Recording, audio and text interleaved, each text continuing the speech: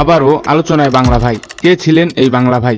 একজন সাধারণ শিক্ষার্থী কিভাবে হয়ে উঠল বাংলাদেশের সবচেয়ে ভয়ঙ্কর জঙ্গি কমান্ডার। আজ আমরা শুনবো বাংলা ভাইয়ের উত্থান, রাজত্ব আর ধ্বংসের গা শিউরে ওঠা সত্য কাহিনী। একটা সময় ছিল যখন রাজশাহীর বাগমারায় সূর্য অস্ত যাওয়ার আগেই মানুষ দরজা বন্ধ করত, কারণ রাস্তায় নেমে আসতো বাংলা ভাইয়ের মোটরসাইকেল স্কোয়াড।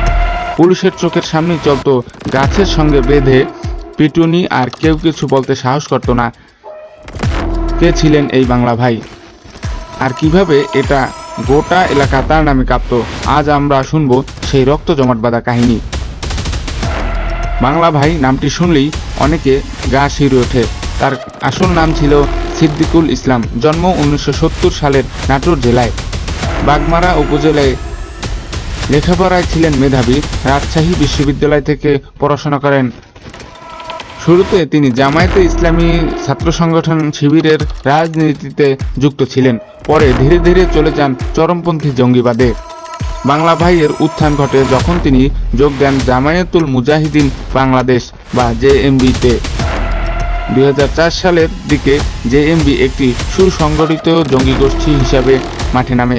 বাংলা ভাই হন এই সংগঠনের সামরিক কমান্ডার। তিনি রাজশাহীর বাগমারা অঞ্চলে শুরু করেন তালেবানি স্টাইলি শাসন। মুখে পাগড়ি, হাতে বড় রড, সাথে মোটরসাইকেলের স্কোয়াড। এভাবেই চলত বাংলা ভাইয়ের অভিযান। জেএমবি ও বাংলা ভাই শুরু করেন তাগুত বা ইসলামের শত্রুদের বিরুদ্ধে অভিযান। স্থানীয় আওয়ামী লীগ ও বামপন্থী কর্মীদের উপর চালায় পৈশাচিক নির্যাতন, গাছে বেঁধে মারধর, চোখ উপড়ে ফেলা, জনসম্মুখে শাস্তি ছিল নিত্যদিনের ঘটনা। আর এসব চলত স্থানীয় প্রশাসনের নীরব সম্মতিতে। বাংলা ভাইয়ের নেতৃত্বে জেএমবি 2005 সালে 17 আগস্ট বাংলাদেশের একযোগে 63 জেলায় 500টির বেশি স্থানে বোমা বিস্ফোরণ ঘটায়। এটা ছিল বাংলাদেশের জঙ্গিবাদের সবচেয়ে বড় প্রদর্শনী। এতে দেশ জুড়ে আতঙ্ক ছড়িয়ে পড়ে, বিশ্ব মিডিয়াও নড়েচড়ে বসে। এরপর সরকার জেএমবি ও বাংলা ভাইয়ের বিরুদ্ধে কঠোর পদক্ষেপ নেয়। 2006 সালের মার্চ মাসে বাংলা ভাইকে রাজশাহীর একটি গোপন আস্তানা থেকে গ্রেপ্তার করা হয়, যেখানে পুলিশের সাথে বন্দুক যুদ্ধ হয় এবং তার বেশ কিছু সহযোগী নিহত হয়।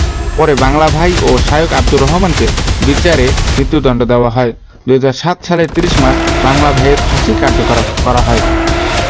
বাংলা ভাই আজ আর নেই, কিন্তু তার রেখে যাওয়া বিভীষিকাময় ইতিহাস আমাদের মনে করিয়ে দেয় যে চরমপন্থা কিভাবে একটি দেশ ও জাতিকে অন্ধকারে ঠেলে দিতে পারে। আমাদের সচেতন হতে হবে যেন আর কোনো বাংলা ভাই বাংলার মাটিতে জন্ম না নেয়।